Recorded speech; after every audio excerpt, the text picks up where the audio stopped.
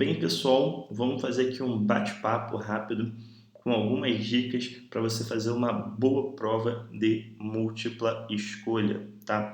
Essas dicas, elas são aplicáveis a qualquer prova de múltipla escolha, seja um concurso público, seja um Enem, seja uma prova da sua faculdade, do seu colégio, tá? É óbvio que aqui a gente vai trabalhar num nível um pouco mais alto.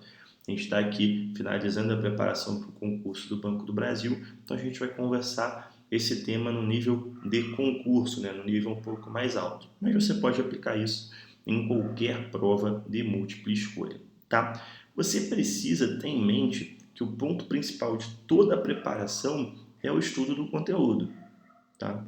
Sem estudo do conteúdo não tem como você fazer uma boa prova, não tem como fazer milagre. Só que quando a gente fala de concurso, a gente fala de concorrência, a gente fala de disputa. Então você está disputando com outras pessoas. E aí, você ter uma boa técnica de resolução, você tem uma maior chance de acertar as questões que os seus concorrentes não vão acertar, tá? Então, é isso que você tem que ter. Você tem que ter um bom estudo de conteúdo, mas essa parte de técnica de resolução, ela vem para ampliar a tua possibilidade de sucesso. Beleza? Então vamos lá, são algumas dicas super práticas, tá? Super tranquilas, nada de muito novo, tá? Mas é importante que você conheça esses conceitos. Primeiro ponto para você fazer uma boa prova é você estar com um bom estado físico e com um bom estado mental. E nessa parte, né, a gente estava conversando, né, sobre a preparação que fazia na reta final e eu falei muito sobre o day off, né, aquele dia de folga para você ter durante a sua preparação e que eu sempre, né, fazia um dia de folga um dia antes de uma prova importante, tá? Por que que eu sempre fiz isso e sempre foi muito positivo? Nesse dia anterior à prova eu não estudo mais. Minha preparação vai até o antepenúltimo dia, desculpa, até o penúltimo dia antes da prova. No último dia eu não faço nada, não pego nenhum material. E nesse dia eu só descanso, tá? Eu tomo um pouco de cuidado nesse dia com a minha alimentação, com a minha hidratação também. Não sou um cara saudável, se falar que eu faço isso todos os dias é mentira, tá? O ideal é que você faça todo dia, mas eu sempre fiz no último dia, então um dia antes de fazer a prova, eu tomava muito cuidado com a minha alimentação, muito cuidado com a minha hidratação, procurava ter uma boa noite de sono para o meu corpo estar preparado para o desafio que eu vou enfrentar, né? O corpo são, a mente também fica sã e isso ajuda a reduzir o teu nível de estresse e o teu nível de ansiedade, tá? Estresse e ansiedade são duas coisas que afetam muito o nosso lado mental e costumam aparecer de forma mais forte na véspera da prova. Então, se eu estou num dia tranquilo, um dia de relaxamento, eu tenho a tendência de diminuir o estresse e a ansiedade e eu vou para a prova no dia seguinte com o corpo mais tranquilo, corpo e mente tranquilo, preparado para fazer a prova. Tá? Então, isso aqui é antes da prova. Beleza, Brian. E durante a prova? Tá? Parte agora mais técnica. O que, que eu devo fazer? Começando com um conselho que você não deve fazer. Tá? Eu te oriento a não seguir a sequência da prova. Tá? Para o que, que é isso, a sequência da prova? Quando você recebe a prova, já tem ali uma sequência pré-estabelecida pela banca de disciplina, né? Geralmente começa com português, no caso do concurso do Banco do Brasil, imagino que venha português, matemática e depois ali atualidade, vem assim, né? A parte primeiro básica para depois a parte específica. Eu oriento ao aluno que ele sempre tenha definido uma sequência própria para realizar a prova, tá? E como que você vai definir essa sequência própria? Essa sequência própria você define durante os seus estudos, principalmente quando você está fazendo os simulados. Você vai definir o caminho que é mais fácil para você. Tá? Então você começa com a matéria mais fácil, mas a matéria mais fácil para você. Nesse concurso vai ter a matéria de inglês. Pode ser que você seja fluente em inglês. Então, cara, eu vou pegar ali minhas 5 questões de inglês primeiro e vou fazer porque eu sou fluente, é o que eu tenho mais facilidade. Ah, não, eu sou muito bom em matemática financeira. Eu vou tirar a matemática financeira da frente e depois eu faço as outras questões. Tranquilo, tá? Tem dois tipos de sequência que muitas pessoas utilizam. A primeira é essa que eu já falei, né? Que você vai pela facilidade. Você vê o grau de facilidade para você, né? e faz por essa ordem. Eu sempre preferi fazer por questão de pontuação, tá? Por questão de ponto. Então, sempre preferi fazer as matérias que dão mais ponto primeiro e depois fazer as matérias que dão menos pontos. Porque geralmente as matérias que dão mais pontos também são as que têm mais questões. Então, de forma prática, nesse concurso do Banco do Brasil, eu iniciaria a prova fazendo vendas e negociação e conhecimentos em informática, tá? Começaria por essas matérias mais densas até chegar nas matérias mais curtinhas, como matemática, inglês e atualidade, que são só 5 questões cada uma. Só que é importante que você tenha a sua sequência, que você tenha a sua estratégia. Brian, eu fiz simulado começando por vendas e negociação e conhecimento informático e perdi muito tempo.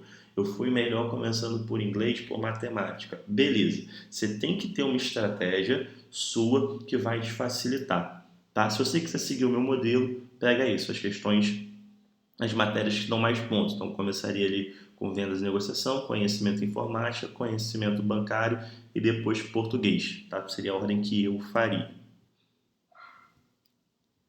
Aqui, talvez a dica mais importante do nosso vídeo, tá? Que é a questão de interpretação. Você tem que entender o comando da questão. Esse é o ponto-chave. O que acontece? Lembrando, principalmente em questão de concurso, você está concorrendo com um cara que está sentado do teu lado. Provavelmente ele estudou tanto quanto você, né? Partindo aqui de um pressuposto que todo mundo que está vendo esse vídeo realmente estuda, realmente se esforça, realmente quer passar na prova. Então o cara que está ali está também em alto nível. O que vai te diferenciar dele às vezes não é o teu conhecimento da matéria, mas sim o teu poder de interpretação, tá? E eu vou pegar aqui uma questão de exemplo que a gente usou em um Resolvendo Questões nosso e que muita gente errou sabendo o conteúdo, que é essa questão daqui. O Banco Central é tido como o banco dos bancos, em consequência de algumas funções que exerce. Uma função que o faz ser considerado banco dos bancos é, veja bem, o Banco Central do Brasil ele tem diversas funções. Tem diversas funções. E a principal função dele, né, quando o pessoal dá aula, quando você vê ele pega um livro, é a questão da emissão de papel moeda, né, que é a letra A. Então essa, eu imagino que seja a função do Banco Central que todo mundo mais conhece. E muita gente pegou, olhou, viu o Banco Central em função e marcou a letra A, que é emitir papel moeda, e errou, tá? Porque aqui o examinador ele não quer saber uma função do Banco Central, ele quer saber a função do Banco Central que faz o Banco Central ser considerado o banco dos bancos.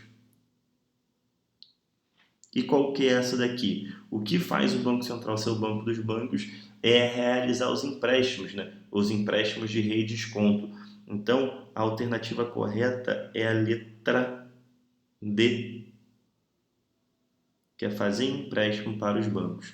Perceba que como só entender o comando faz a pessoa acertar. Muita gente fez o resolvendo questão, errou essa pergunta, tendo todo o entendimento de Banco Central. Então, ler a questão, interpretar bem a questão é o que vai te levar para um outro nível, é o que vai fazer você ganhar pontos que o teu concorrente não vai conseguir. Beleza? Uma questão que funciona muito bem, tá? Muito bem em prova de múltipla escolha é a técnica de eliminação. O que acontece, meus amigos? Vocês têm que ter... Eu já falei isso diversas vezes durante os vídeos.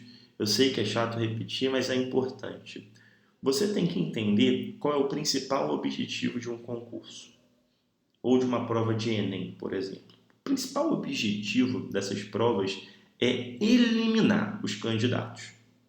Então, e eles fazem uma prova múltipla escolha, né, que você não consegue mensurar o conhecimento do concorrente de maneira tão profunda quanto uma prova escrita. Então, o que ele faz, né, o que a banca faz para eliminar o maior número de candidatos? Cria alternativas que parecem corretas. Né? Então, você tem lá 5 alternativas. 4 são erradas, uma é correta. Só que essas 4 alternativas erradas, tem muitas que parecem ser verídicas. Então, qual é a grande sacada para você fazer uma prova? É eliminar as alternativas erradas. E você começa a olhar para as alternativas procurando o erro delas.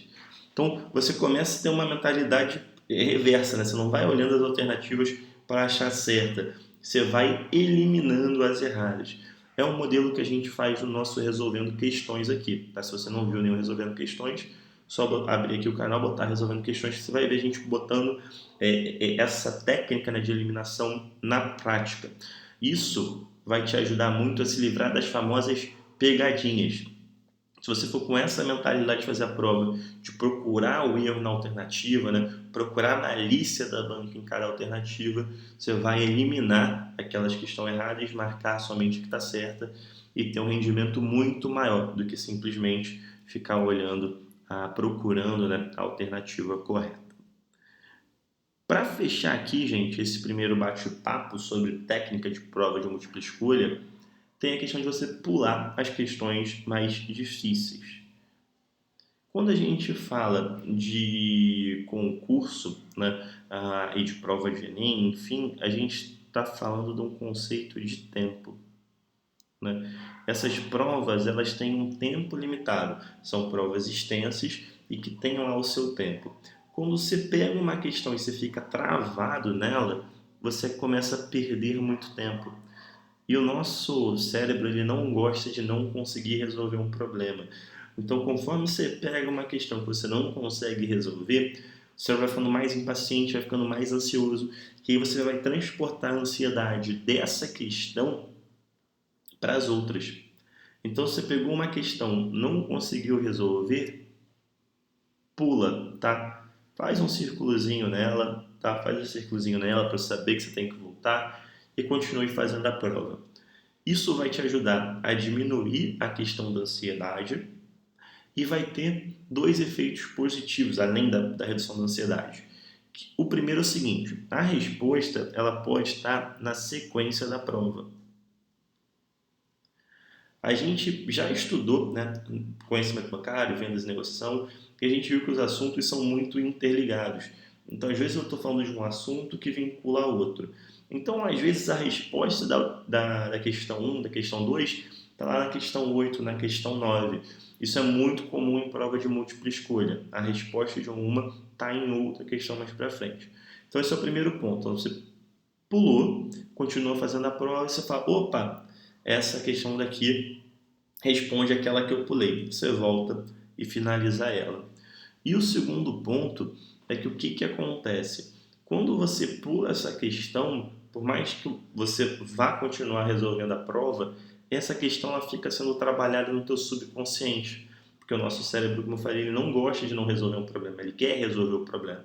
Então ele vai ficar com essa questão trabalhando no subconsciente e quando você voltar para fazer essa questão, a tendência de você acertar ou de ter mais informações aumenta, tá? Um outro ponto bem bacana dessa técnica também é que conforme você vai fazendo, né, principalmente no início, né, quando você pula uma questão no início, seu cérebro ainda está meio morno, né, não está aquecido. Conforme você vai fazendo a prova, o teu nível de concentração, o teu nível de foco aumenta. E isso faz voltar, né, algumas informações que você tinha estudado, que você tinha esquecido, essas informações começam a voltar na sua mente, que também auxiliam para você voltar nessa questão e acertar.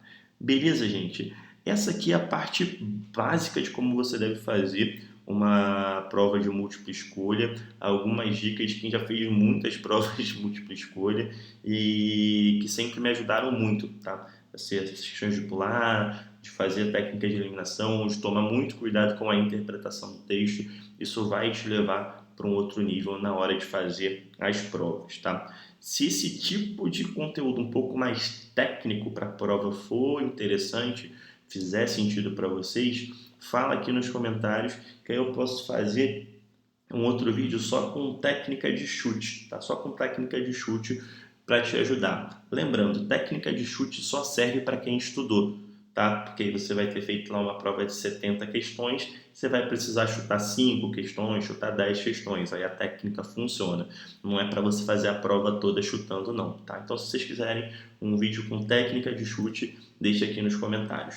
Beleza? Forte abraço e bons estudos!